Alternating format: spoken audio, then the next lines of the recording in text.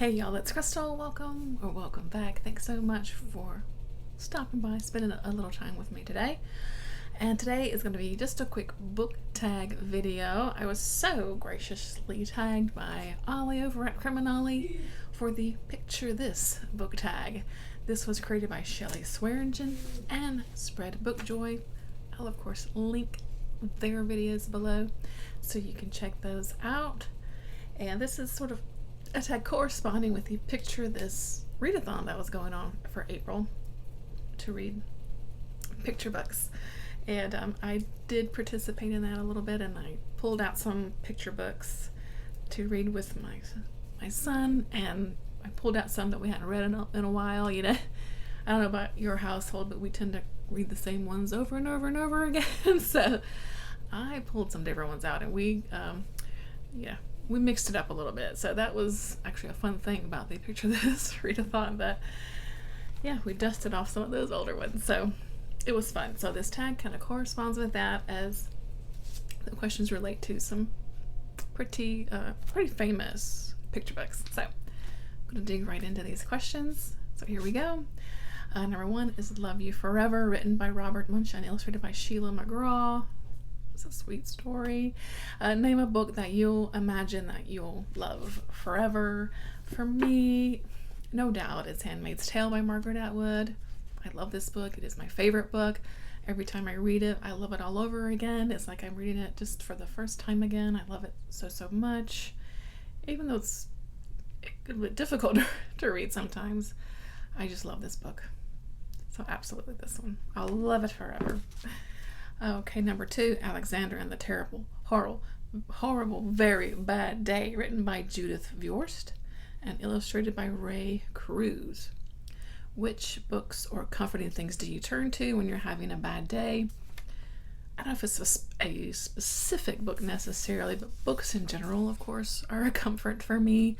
And especially, when you've had a tough day or a tough week, and you can just kind of finally settle in to some chapters, and just dig into the book that you've got on the go. Or, sometimes reading an old fave is just really that sweet spot for you. It really gets you in a good mood. I say the same thing with like rewatching TV shows that I love. So when you're having a bad day, or old comfort movies, particularly like The Goonies or Big Trouble in Little China, those movies just bring me so much happiness. Old TV shows like, maybe I'll pull up old X-Files or Gilmore Girls, something like that. Things that I just love, that really help get me back on track with, put me in a good mood. So books in general, no particular book, but definitely have some comfort shows and movies that I'll turn to when needed. So yeah. So number three, The Very Hungry Caterpillar by Eric Carle, of course. Now that is a staple in this household. We read that one a lot. We love that book here. So which book series or character sparked your hunger for reading? By far, Miss Ramona Quimby and Mr. Fudge. The whole family of this whole family, of course. I loved these books when I was a kid, the whole series. The Ramona books and the Fudge books, Judy Blume, Beverly Cleary, they were staples of my childhood. And I just devoured these books, and I still have. This one is from one I had from when I was a kid. So yeah, I read a lot as a kid, but particularly Judy Blume and Beverly Cleary books, and particularly these books. So, yep. So number four, Green Eggs and Ham by Dr. Seuss, of course. Now we don't read Green Eggs and Ham very much. We are more of the foot book household. That's kind of our go-to Dr. Seuss book. But what is the most unusual book you've ever read? Now I've read some weird books because I love reading weird books. So I was trying to think, which one is the most unusual?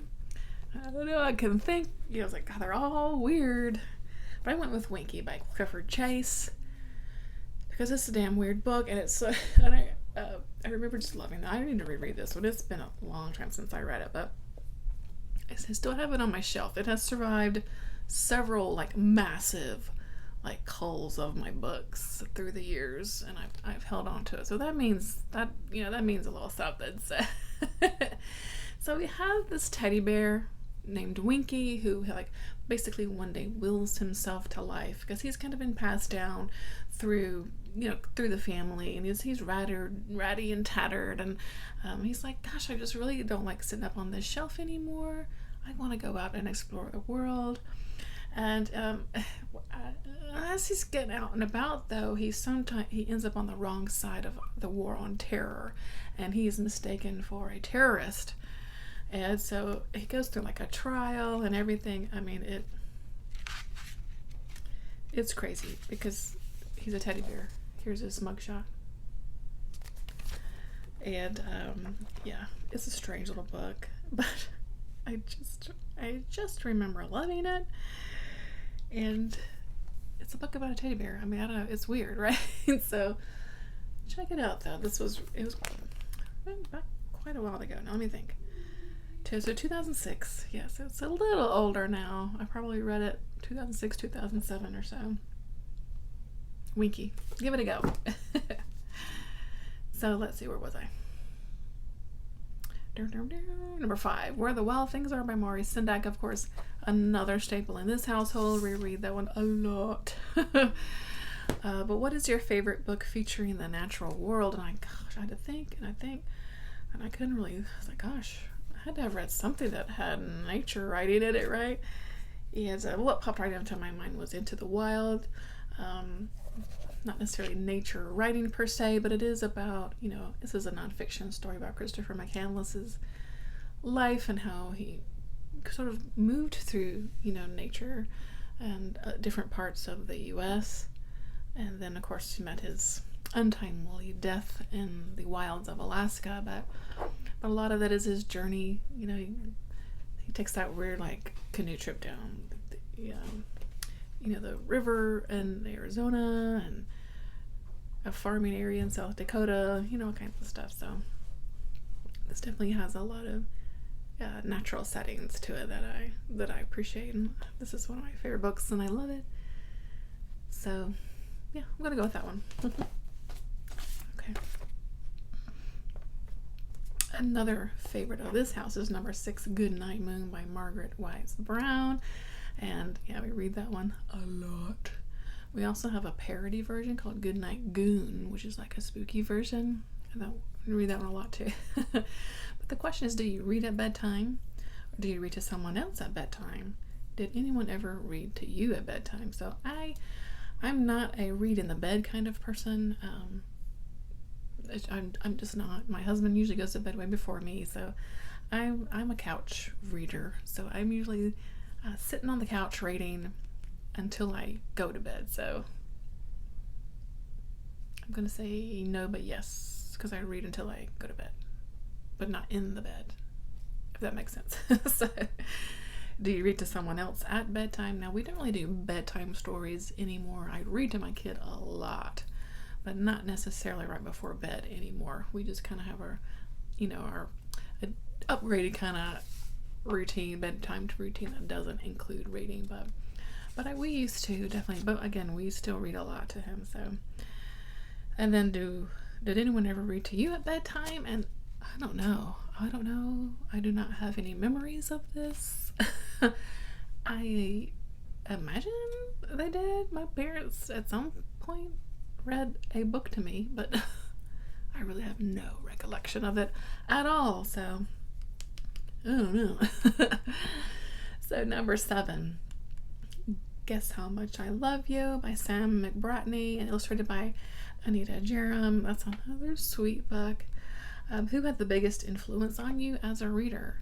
And again, I don't really know. My mom, you know, she reads sometimes, but she wasn't like a big reader, you know, growing up. I found books kind of on my own, I think, and just read books. Like I said, I read a lot as a kid.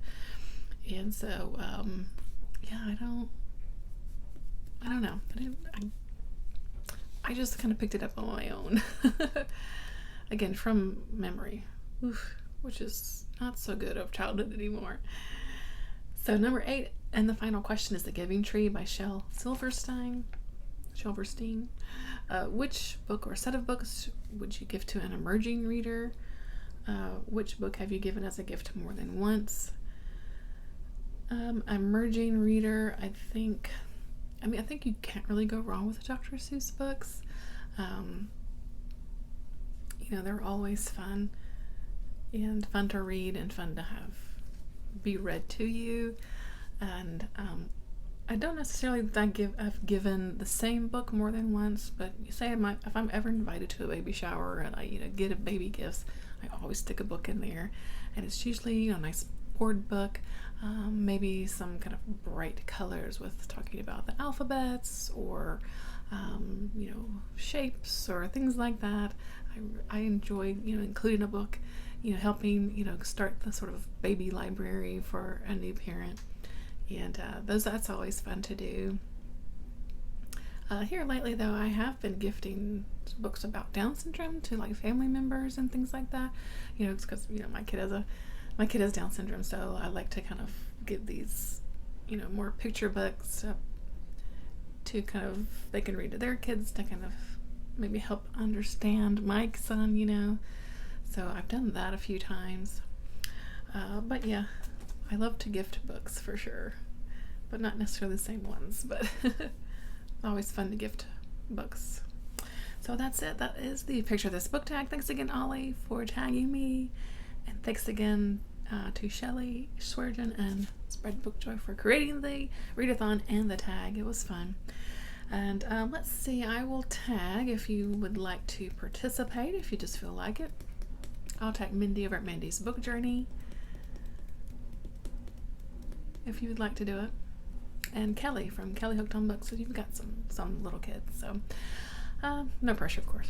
You don't have to if you don't want to, but if you do, let me know. And thanks so much for watching. That's going to do it for me today. Thanks so much for your time. I'm always so appreciative of it. I really do. And until next time, that's going to do it for me. Bye, friends.